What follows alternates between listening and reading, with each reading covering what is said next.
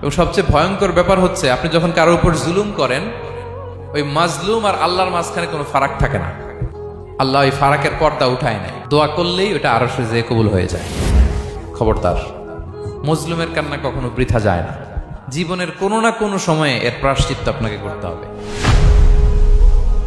জীবনের কোনো না কোনো সময়ে এর প্রায়শ্চিত্ত করে আপনাকে মরতে হবে। বদদোয়া করছে, ডাইরেক্ট কবুল। খবরদার আমার পেনাঙ্গের ভাইয়েরা, আমরা যেন জালিম না হই।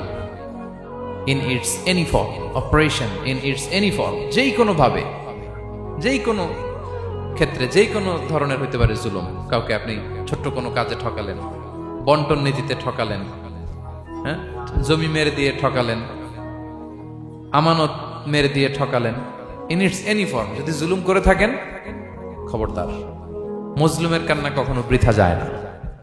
জুলুম শুধু আমাদের জন্যই হারাম না, আল্লাহর জন্য হারাম। আল্লাহ তাআলা বলেন হাদিসে কুদসিতে, ইয়া ইবাদি, হে আমার বান্দারা, ইন্নী হারামতু যুলমা আলা নাফসি, আমি জুলুমকে আমি আল্লাহ নিজের উপরে হারাম করেছি।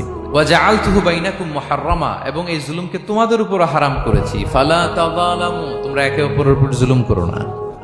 জুলুম শুধু আমাদের উপরই হারাম না, আল্লাহ নিজের উপরও হারাম করেছেন।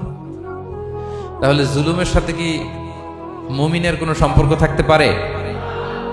পারে না।